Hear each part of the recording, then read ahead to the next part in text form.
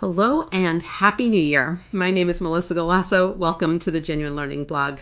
As we kick off 2025, one of the first things we wanted to do is review what happened in 2024.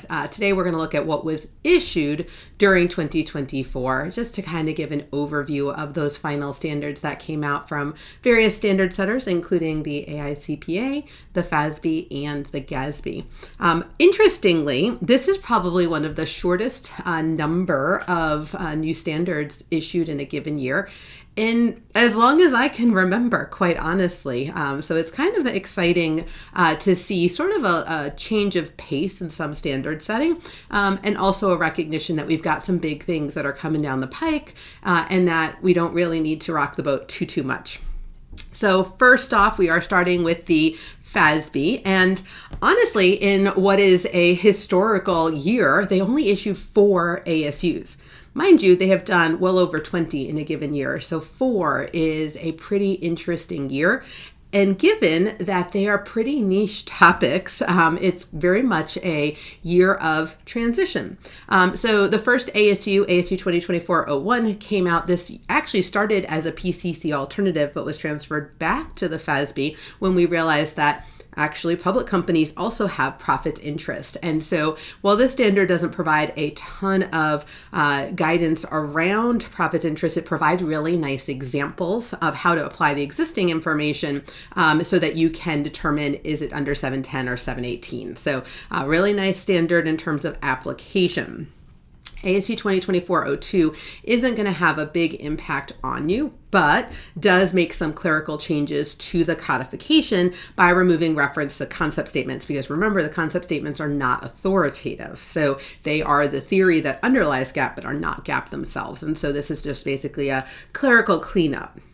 ASU 2024-03 came out much later in the year. However, it only impacts public business entities. So this standard, often referred to as DICE, disaggregation of income statement expenses, is going to focus on taking things like selling general administrative expenses and requiring things to be broken out and provide a little bit more presentation and disclosure about various items, particularly cost of goods sold, another one that gets a lot of attention.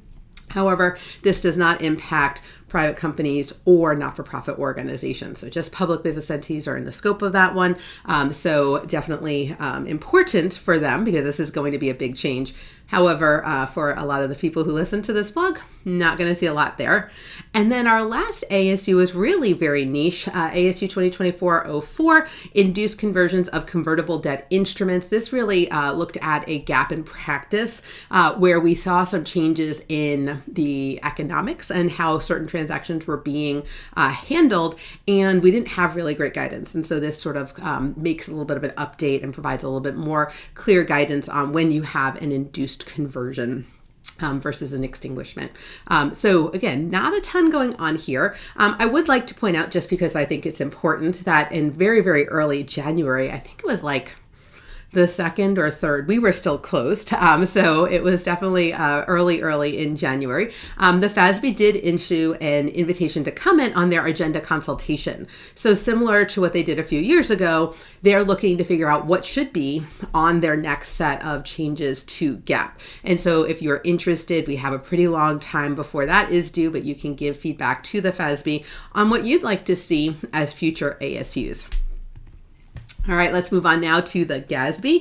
The GASB here also had a few standards that were issued. This is not the smallest that they've ever had, but they're 2 very interesting standards. So GASB 103, which is the financial reporting model, that was something we've talked about for a long time. This started as a invitation to comment, followed by a preliminary views document, followed by an exposure draft, and ultimately the largest portion of changes were not included in the final standard. So no changes to our governmental funds, which was really the big change. They were going to move away from the current financial resource measurement focus to something called a short-term financial resource measurement focus. And ultimately, we decided that the cost of change was not going to make sense with the benefits. And so Ultimately, this is a pretty narrow standard that just looks at certain changes within proprietary funds, MD&A, how we present certain budget to actual variances, etc. So it's a great standard, but it's just much smaller than we've ever talked about. So if you've been in one of my classes in the past and we talked about the big financial reporting model changes, note that this is a much more scaled back standard. And then GASB 104 really clarified something that was very confusing. Over the last few years with PPP and leases and SPIDA, we've seen a new type of asset, right? So we've seen these sort of right of use when we think about sort of leases, and we think about the SPIDA, subscription-based IT arrangement assets, and we see these PPP assets, and how do they interact with the disclosure requirements for capital assets? And so they gave a nice little clarification here, helping us to understand and actually expand the disclosure requirements in this area. So that standard came out later in the year, and the GASB is not done. They have quite a few things still coming down the pike there as well. On the AICPA side of the house, we did not have any SARs. They did put out a proposal with a comment letter due date at the end of the year. So we'll probably see a SARs come out relatively soon in 2025 with respect to CAS engagements and whether they should be under the preparation standards or under the consulting standards.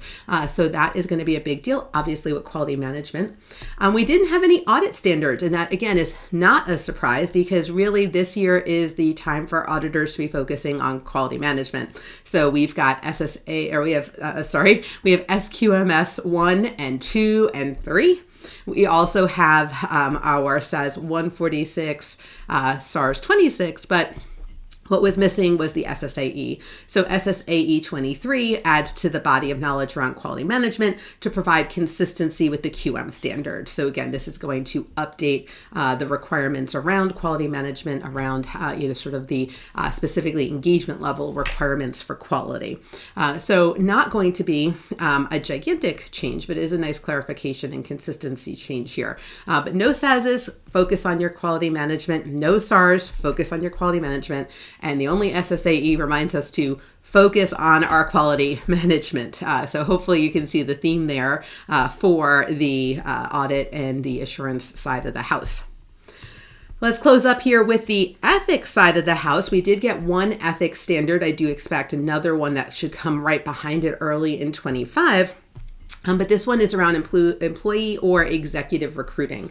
And this is something that we've seen a growth area, right? A lot of times a client will say, you know what, we're hiring a CFO and we don't know what a good CFO looks like, right? That's not really our area of expertise. Hey, you have to work with them. Can you help us find our next CFO or our next finance director? And the problem here is obviously an independence consideration. So you can't, for example, under the standard say, hey, I want you to pick this person to be your next CFO. So they go through a little bit more detail about what we can and cannot do for key positions versus non-key positions with respect to employee or executive recruiting. So a nice little update there for independence considerations. So definitely something to take a look at.